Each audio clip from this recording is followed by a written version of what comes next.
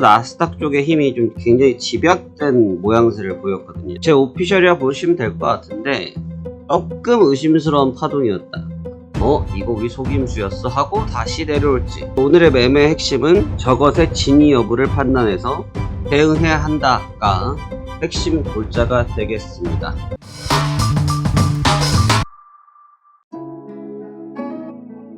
안녕하십니까, 화생왕 송대표입니다. 2023년도 11월 8일 수요일이고요. 현재 시간 오후 1시 4분경 되었습니다. 자, 오늘 시장 이야기를 한번 해보려고 합니다. 자, 시장 상황 자체가 지난 새벽에 또 급변화가 이루어졌는데 과연 그 부분을 어떻게 바라봐야 될 것인지, 그리고 지금 상황은 좀 어떤지에 대한 이야기들을 나눠보도록 하겠습니다.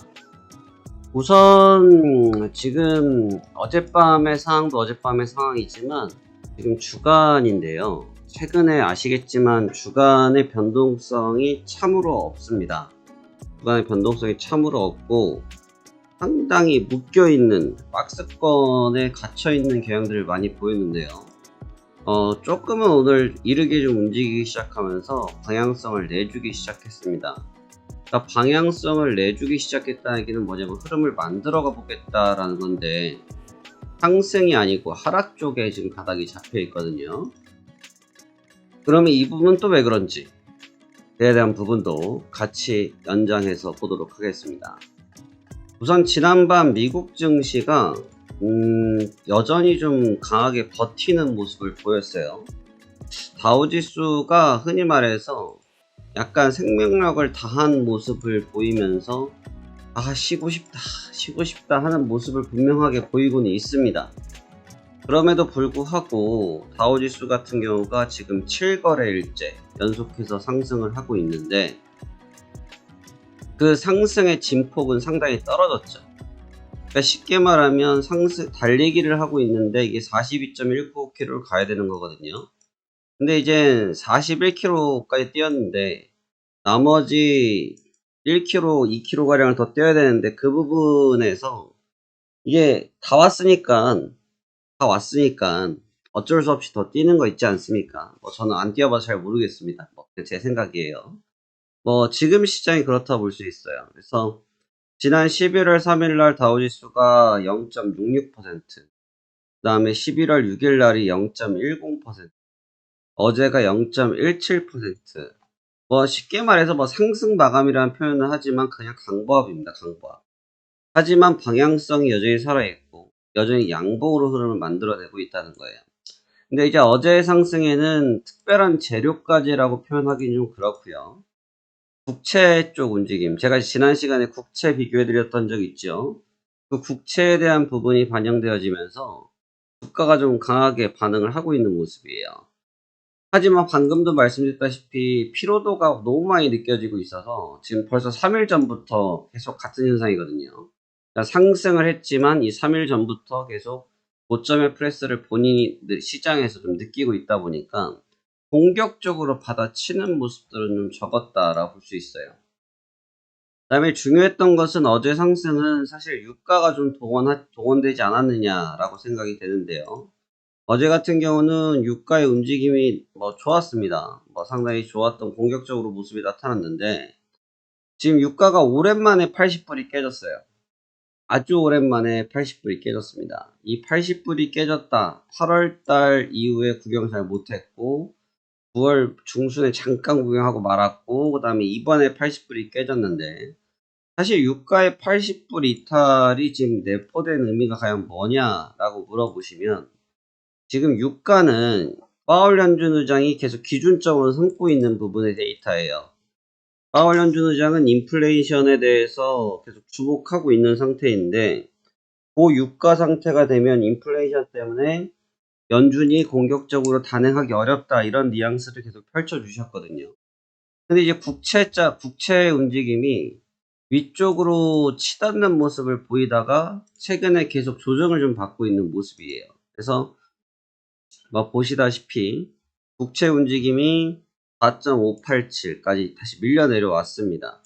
근데 이 밀려 내려왔던 이 조정에 지금 반응을 하는 느낌인데, 문제는 이제 이 국채 가격이 지금 현재 4.587에서 3거래일지, 4.6대에서 3거래일지 지금 무브먼트가 나오고 있거든요.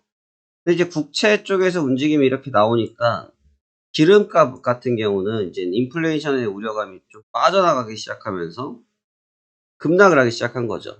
그러니까 사실 주가의 입장에서는 유가의 급락이 반갑다고 표현한 게 맞을 것 같아요. 특히나 지금처럼. 너무 고유가는 또 부담이거든요. 왜냐면 경제 마진이야 해봐야 생산이나 유통하는 기업들의 대상이고 전반적인 기업들 입장에서는 유가, 너무나 고유가는 부담이 될 수밖에 없기 때문에 다른 기업들이 그렇게 썩 좋아하지 않단 말이죠. 그러니까 유가가 어저께 80불이 깨졌다.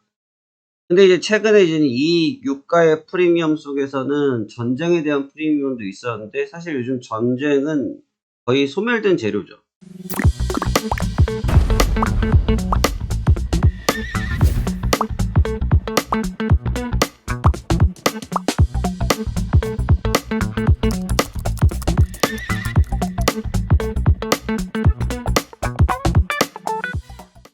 시장에서 거의 반응 안 합니다. 제가 최초에 이스라엘과 하마스가 부딪혔을 때 드렸던 얘기가 있죠. 그때도 제가 나스닥을 매수를 잡고 있었는데 전쟁이 발발했을 때도 매수를 잡고 있었거든요. 그러면서 계속 나스닥이 급등을 했었죠.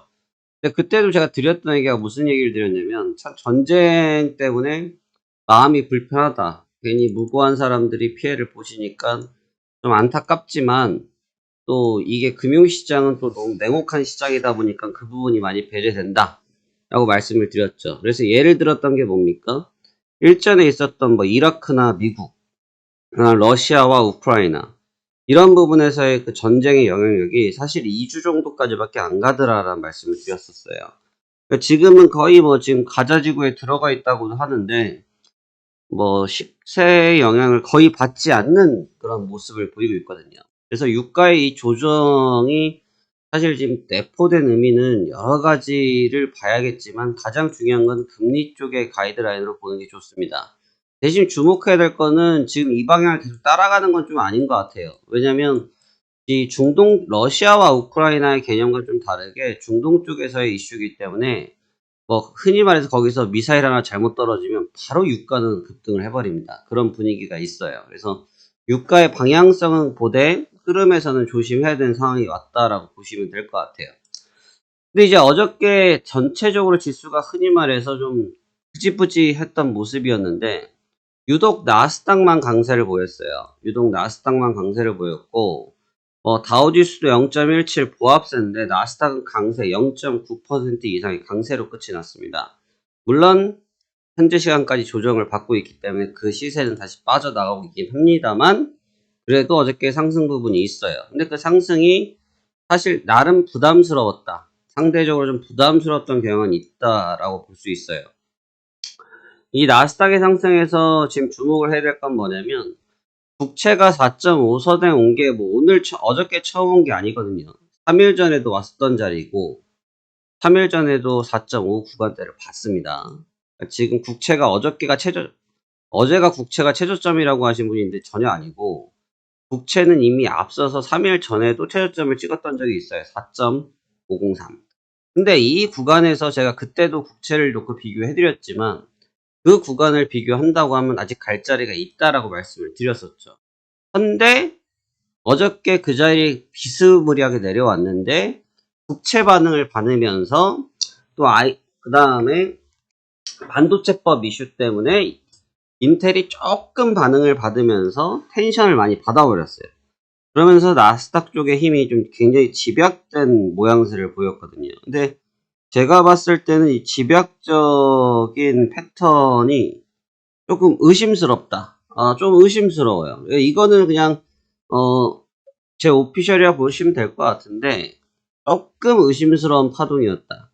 그래서 제가 어제 분석을 좀 다양하게 보고 있고 지금 같은 경우는 제가 좀 확인을 하고 싶어하는 부분이 좀 있는데 어제 제가 중요하게 생각했던 게 15360 이 구간대였어요.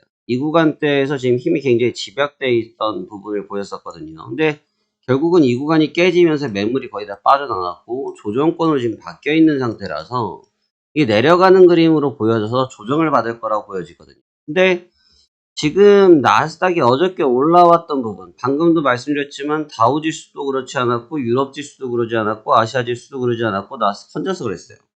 그리고 국채에 대한 이슈를 갖다가 들이밀지만 사실 국채에 대한 이슈도 방금 설명드린 것처럼 어제만에 있었던 자리가 아니에요. 그런데 왜 올라왔을까? 굉장히 의심스러운 움직임이죠. 근데 이거를 제가 그래서 어떻게 비교를 해봤냐? 제가 이걸 어떻게 비교 분석을 해봤냐 했더니 직전에 있었던 구간을 제가 비교 분석을 하게 되더라고요. 직전에 있었던 구간들을 보면 이런 구간들인데 차트를 거꾸로 뒤집어 보면 같은 맥락이거든요. 이 구간에서도 사실 전혀 이게 빠질 자리가 아니었다. 물론 이제 시장은 절대 빠지고 안 빠지고에 대한 논리는 없습니다. 하지만 제가 보는 기준선에 대해서만 말씀드리는 거예요. 흔히 말하는 언더슈팅이 터지더라 이거죠. 언더슈팅?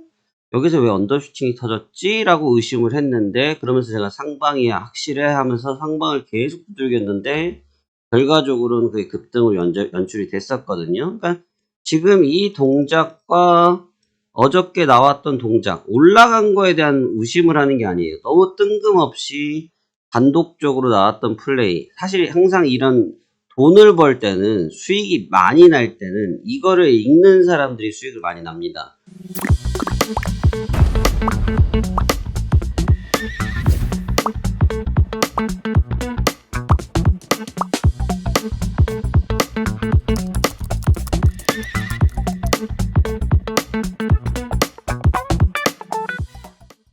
저는 지금 그 당시에도 여기가 읽혔고 지금 어저께는 이 포인트가 좀 읽혔거든요. 근데 읽혔는데 읽힌 건 읽힌 거고 확인해 봐야죠. 그래서 오늘이 바로 그 승부처가 될 거다. 그래서 지금 흔히 제가 자주 쓰는 표현으로 대변곡점에 들어왔다. 대변곡점에 들어왔다예요. 대변곡점에 들어왔다. 그래서 시장이 변화되는 이 초석에 깔려있는 분위기인지. 그래서 사실 어저께 저상승은 누가 봐도 돌아섰다라고 볼 수밖에 없는 파동이에요. 그러니까 돌아섰다는 거는 야 이거 더 가겠는데 이런 분위기의 파동인데 제가 볼 때는 거기에 기인해서 주변 데이터를 비추어 봤을 때 진짜 가는 건가? 라고 확신을 주기에는 좀 무리가 있는 데이터가 아니었느냐라고 보여지는 겁니다.